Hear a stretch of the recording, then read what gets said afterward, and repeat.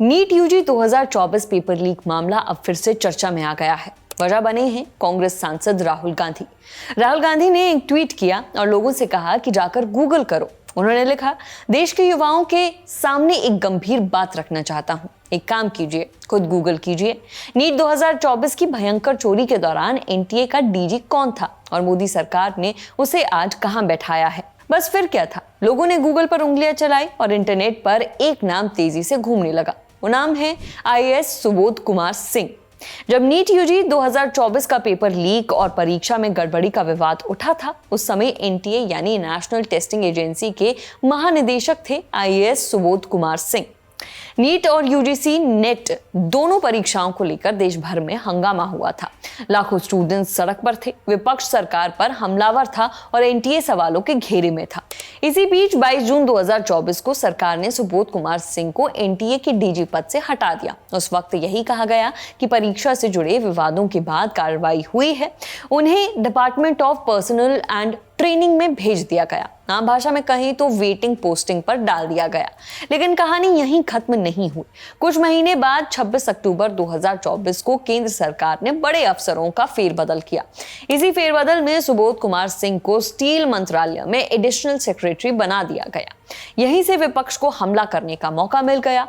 राहुल गांधी ने इसी नियुक्ति को मुद्दा बनाते हुए कहा कि सरकार ऐसे अफसरों को सजा नहीं बल्कि इनाम देती है। राहुल गांधी ने अपने ट्वीट में आरोप लगाया कि बीजेपी उन लोगों को बचाती है जो छात्रों के भविष्य से खिलवाड़ करते हैं। उन्होंने लिखा कि जितनी बड़ी चोरी उतना बड़ा इनाम। उनका इशारा साफ तौर पर सुबोध कुमार सिंह की नई पोस्टिंग की तरफ था। लेकिन अब सवाल ये उठा कि आखिर सुबोध कुमार सिंह इस समय है कहां? तो जवाब मिला छत्तीसगढ़ से।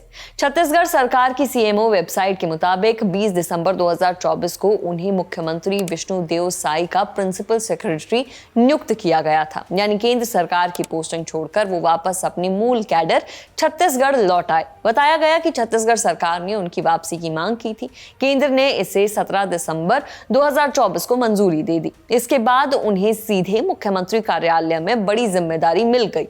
चलते चलते बता दें कि सुबोध कुमार 1997 बैच के छत्तीसगढ़ कैडर के आईएएस अधिकारी हैं। वो यूपी के कानपुर के रहने वाले हैं। मीडिया रिपोर्ट्स के मुताबिक उनके पिता एक प्राइमरी स्कूल में शिक्षक थे। सुबोध कुमार सिंह ने आईआईटी रुड़की से इलेक्ट्रिकल इंजीनियरिंग में बीई और एमई की डिग्री ली है।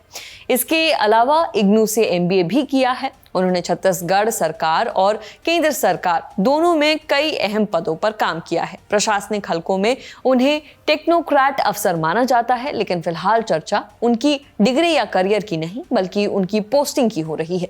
विपक्ष सवाल उठा रहा है कि जिस अफसर के कार्यकाल में देश की सबसे बड़ी मेडिकल परीक्षा विवादों में आई, उसे लगातार अहम जिम्मेदारियां क्यों मिल रही हैं। वहीं सरकार की तरफ से इस मामले में अब तक कोई बड़ा राजनीतिक जवाब सामने नहीं आया है। अब ये मामला राजनीति में कितना आगे जाता है, ये आने वाले दिनों में पता चलेगा। फिलहाल इस खबर में इतना ही। खबर लिखी है हमारी साथी रक्षा ने। मेरा नाम है नेहा धीमान। देखते रहिए दी ललन टॉप। शुक्रिया।